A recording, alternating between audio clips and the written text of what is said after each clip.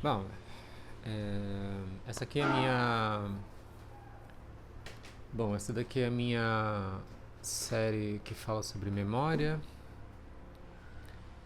em que eu pinto a minha família, minhas relações, meus amigos e tudo mais. É,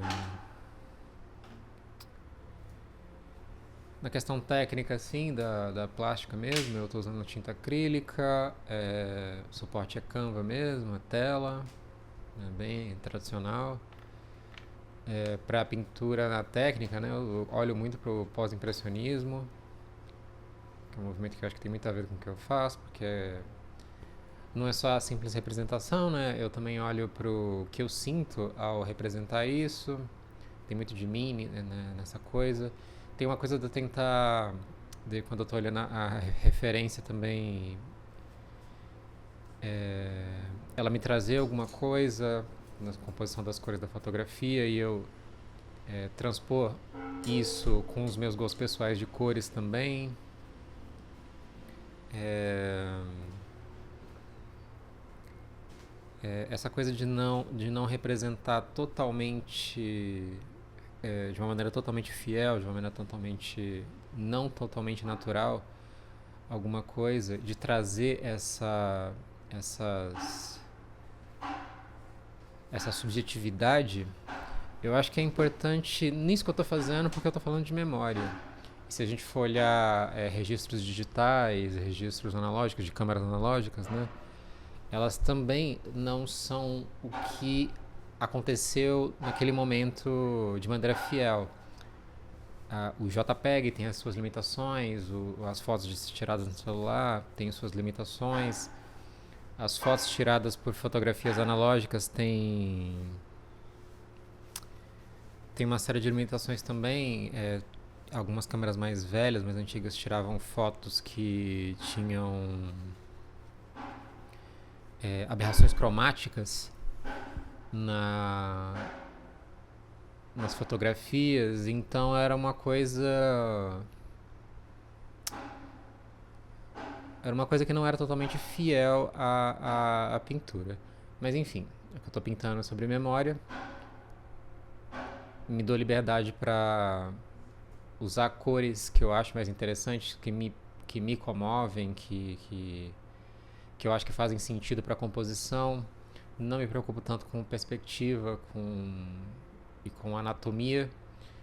Eu me preocupo em representar de maneira fiel o clima e talvez até a sensação que foi viver aquele momento ou a sensação que aquela lembrança causa em mim. É...